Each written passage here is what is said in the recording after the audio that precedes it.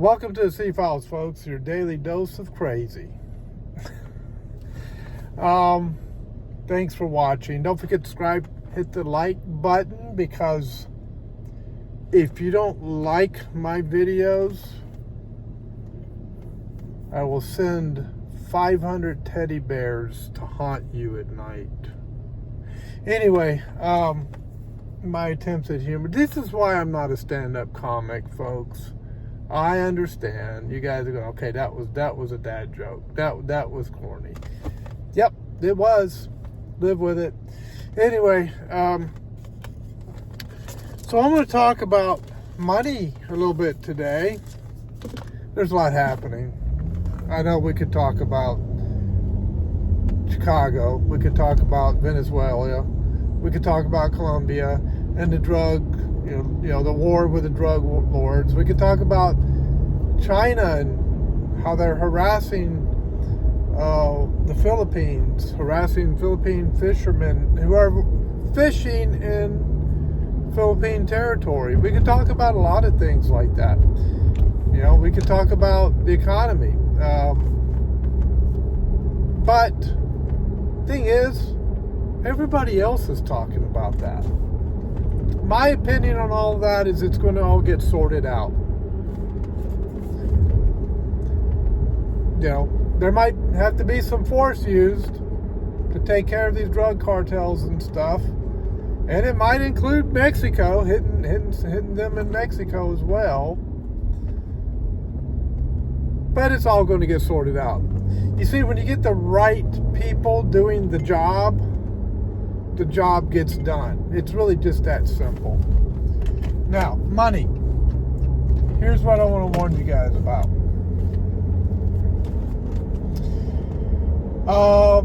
And I see this a lot.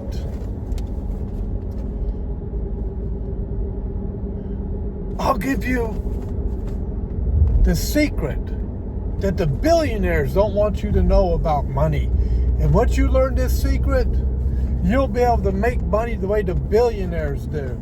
And you will be able to, you'll be ahead of everyone else, This is basically what these scammers say, and I call them scammers because anybody who tells you any kind of get-rich-quick scheme like that is a scammer in my book.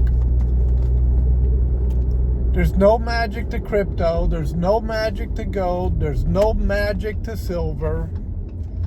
I'm telling you right now, folks, you can do what you want. It's your money. It's your finances. It's your budget. You earn your money. You can do what you want with it. I mean, I'm not telling you what to do with your money. I'm just telling you that people are lying to you. That's all I'm telling you. These folks are lying. There is no secret to become a millionaire. There is no secret to becoming a billionaire, okay? There's no secret formula. But there's people all over the internet advertising, or they're having these people advertising on their channel telling you that they have the secret, right? Only the billionaires, only the top elite know about this. But I happen to know. So I'm going to give you this big long spiel about how I know this secret and I can make you rich. And then, so you get excited and you get interested in it. But it's never for free, is it? It's always for a fee. Let's see. How's that guy getting rich? He's getting rich by telling you, he can tell you how to get rich, and then you pay him for that information, and then he's laughing all the way to the bank because he's getting rich on you paying him for the information on how to get rich. Whew. That's exactly what happens. So that's why I don't fall into any of that stuff. Do you know why I'm not in crypto, folks? Because I don't understand crypto. I don't understand crypto, and I don't really care to learn about it. Anything I don't understand, I don't invest in. Now, I understand a brokerage account. I understand an IRA, an individual retirement account. I understand a 401k or a 403b. Those I understand. They're pretty simple and straightforward. It's a diversification of investments into the stock market. And over time, it builds, and then compound interest, the Rule 72 kicks in. But you have to invest over a period of time. I think it's it used to be every 7 years or so, the money, it would double on the compound interest. I don't know if that's still true or not. I don't know if it's still 7 years, but you do gain significant gains in a long-term investment in an IRA, a 401k, a 403b, or a brokerage account. You do. And you can set your brokerage account where you want it. You can be very aggressive and say, I really want to gain it faster, but there's the risk of losing it faster too. Or you can take the middle ground, where you say, okay, I want to be a little bit aggressive, but I don't want to be reckless with my money where I lose it all. So, I'll gain more, but I could also lose more. But over time, I believe it gains more. You gain back what you lose, which happened recently. In my account, it gained back what it lost. It lost a significant amount when the terrorists first hit, and within a few months, all of that money was right back into my account because it gained it all back. So that's why you have to be patient when you're dealing with that type of an account. Or you could be very conservative and very, play it safe. You won't gain as much money, but you also don't lose the money really fast either. And when the market's dropping down, going up, dropping down, going up. So, the track record, my entire lifetime, and I've been alive 65 years, has been a steady upward trend with the market. Even with the crashes, it ends up with a steady upward trend. So there you go. Now, I just wanted to come on and let you guys know there's no secret. There's no secret formula. There's no insider information on a get rich quick scheme. If you want to fall into that, that's up to you. But I'm just telling you, I never will, because I will never go for that. And I don't invest in things I don't understand. Now, I understand gold, but I won't invest in it. You say, but it's a tangible value. It's a tangible. It's gold is always here. Guess what? So is currency. It's been here since the Roman Empire. It's been funding nations, running economies, and putting food on the table for families for 2,000 years. The dollar bill, national currency, has been doing that.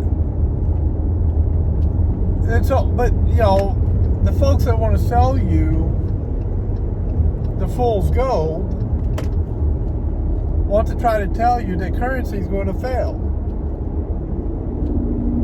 Well, I'll tell you that there is a currency that might fail, but there's another currency that will just replace it, and life goes on.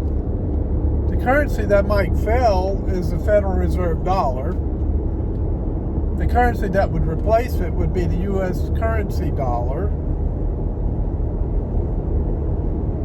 And life goes on. You just But here's the thing. Most people are living off of digital money anyway. It's, your paycheck goes into your bank account by direct deposit. It's all numbers. You don't see cash unless you pull it out of an ATM or go to the teller and pull cash. You can receive your paycheck and pay bills without ever seeing a dollar bill. It's all electronic. It's all numbers in the computers. Now, the fear that people have is, but the government can come in and control that. And if you have a tyrannical government that wants to shut down your account because they don't like what you're doing, or they don't like the way you're living, or they don't like what you're saying, or something like that, then that's the issue that we have. That's why we want an alternative means of paying things that the government doesn't control. And so that ends up being crypto. Well, there's some truth to that. I mean, there were some people that had their bank accounts shut down in Canada during the protest. It's happened rarely, but it has happened here in the United States. That's when people play dirty politics. That's when the government oversteps its bounds and does illegal things. And when you have a two-bit dictator trying to run things in the country. So there is that aspect of it. But here's what they found out. He could do the same thing to crypto. Do not think that the government can't come in and start regulating crypto companies and shut accounts down in crypto as well. If you think the government is incapable of doing that, you must be in a pretty cool fantasy world. What about gold? They can't mess with gold. Let's see, as I recall, when the Great Depression hit, gold was being confiscated by the United States government. Yes, during Franklin Delano Roosevelt's presidency, they were confiscating gold from people. So there's that problem with gold. Folks, you're not going to be able to trick the system. You're not going to be able to overcome the ability of the government to come in and shut everything down on you if they want to do it. If they want to do it, they're going to do it. It's just the way it is. The governments that do that kind of stuff, they typically don't last very long because typically people rise up against them. And those governments tend to fall. So I'm not that concerned about that happening, especially in the United States. So that's where that is. And when it comes to gold, it barely keeps it. Half time it don't even keep up with inflation. If it does keep up with inflation, it barely keeps up with inflation. But what would I like to see done that's done differently that's being done now? Yeah, I would love to see the Federal Reserve to get out of the business of printing our money. What that garbage is a private bank doing printing U.S. dollars? That makes no sense to me other than it's a scheme put together by the elites to make them rich and to keep the rest of us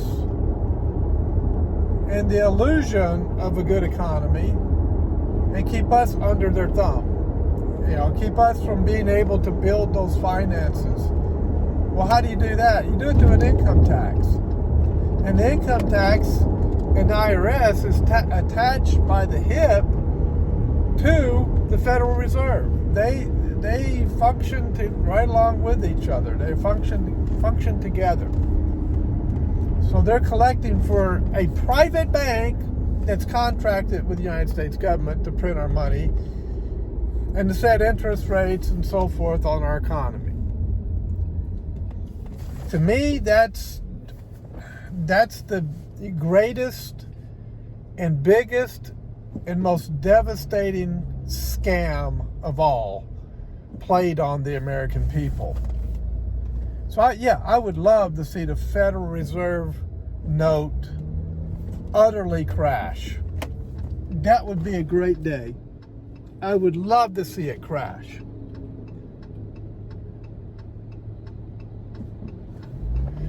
And then immediately be replaced by the U.S. currency that's backed by the gross domestic product of the United States. You don't have to back it with gold, just back it with industry. Back it with the industrial power of the country.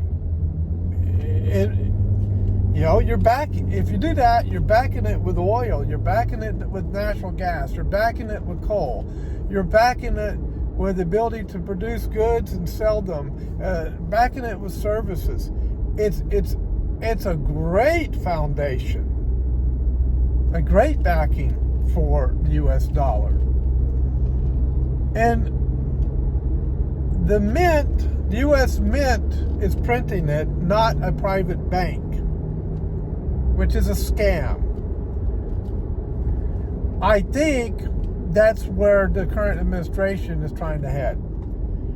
I think ultimately that's what the Trump administration wants to do. I think they want to, I think they want to crash the Federal Reserve, crash the Federal Reserve note, which is a debt note, by the way, and replace it with a non-debt note, a note that's not strapped in debt, but a note that's free and clear, called the U.S.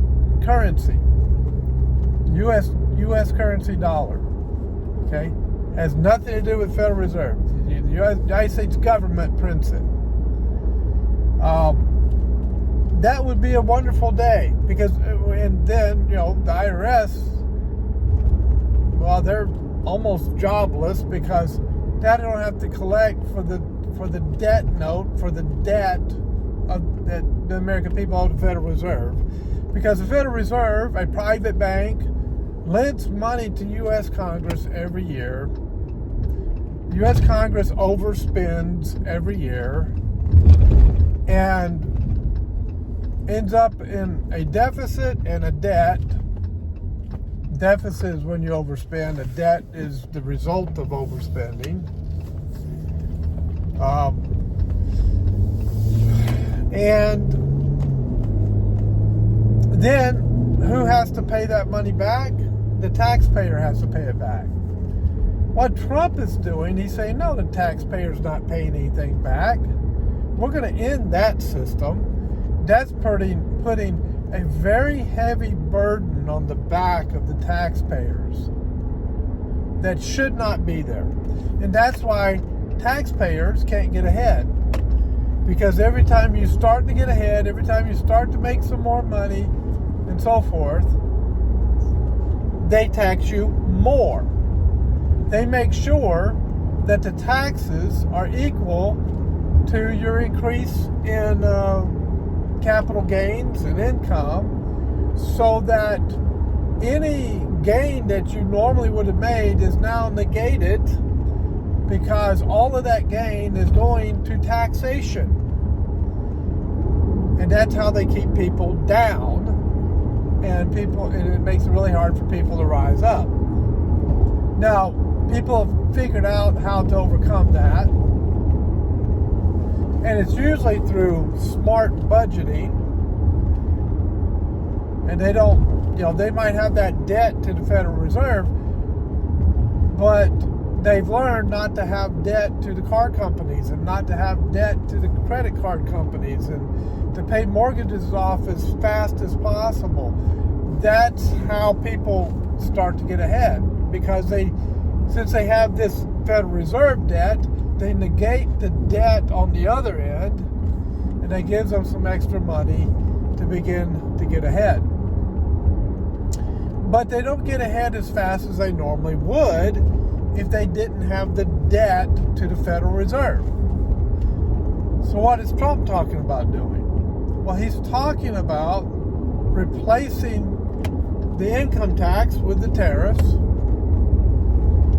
and the tariffs paying for everything, the tariffs paying down the debt, make the foreign countries pay the Federal Reserve and pay the debt down through tariffs, and leave the American people alone. That's what he's doing. Now, this court case, this governor of the Federal Reserve, her last name is Cook. I can't remember her first name. Is it Linda Cook? I can't remember.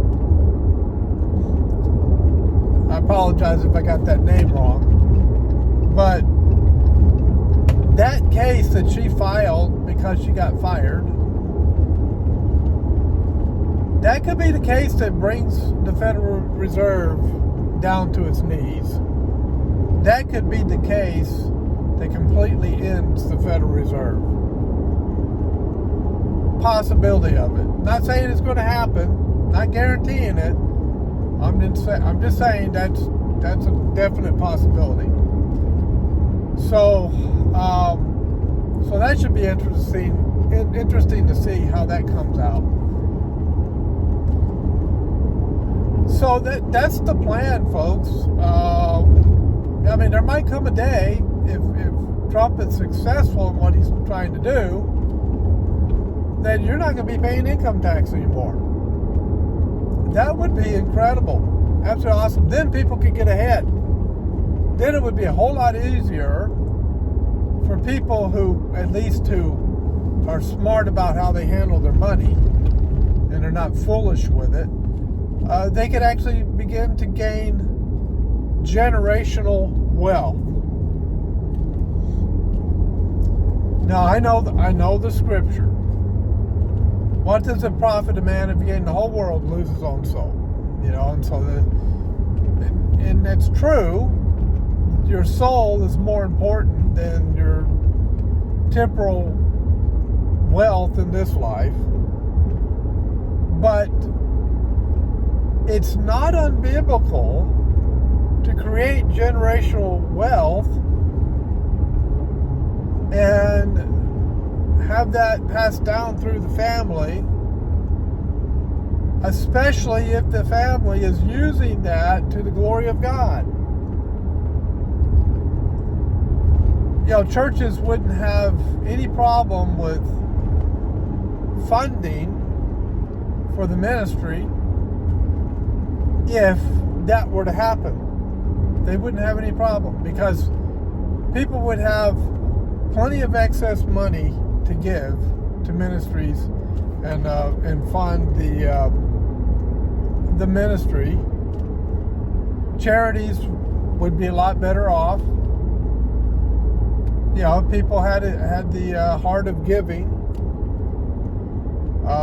The poor, people would be taking care of them. The churches would be able to take care of them easier, instead of the churches struggling financially.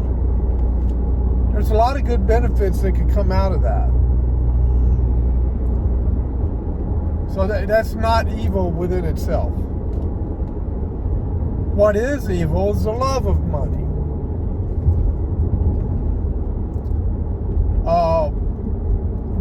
Turning money into an idol, a form of idol worship, that's evil. The money I make is not mine, it belongs to the Lord. This car I'm driving is not mine, it belongs to the Lord. The house I'm living in is not mine, it belongs to the Lord. The clothes I am wearing is not mine. The sunglasses I'm wearing is not mine, it belongs to the Lord. I'm just a steward of God's property. That's how, from a Christian perspective, biblically, that's how you have to think of it. That's how you have to view it. So, just some thoughts on money. And you know, worshiping money is where the quick schemes come from. People fall into that trap because of love of money. They fall into that trap because of covetousness. They fall into that trap because of fleshly desires and thinking that money is going to solve all their problems and so forth. And then they get caught in the trap and they're no better off, or maybe worse off than they were before. So just some things to think about. There's no magic formula. The way you gain money is through hard work, being wise with how you budget your money, investing over a long term in legitimate investments that have a proven track record. That's how you do it. It takes time. It's not going to happen overnight. Now for me, and I'll end on this, I don't have to be rich. I just have to be comfortable. I mean, I don't have to be rich. I just want my family provided for. I don't want them to be living on the streets begging so they could have food every day. No, that's not wise. But the love of money and the worship and idolatry of money, that's not wise either. Money is not a god. Money's not going to save you. Money's not going to solve all your problems. Money is a tool. And when God gives it to you, you are a steward of it. Handle it wisely. So, that's my my thoughts on money. God bless. I'll see you next time on the C Files.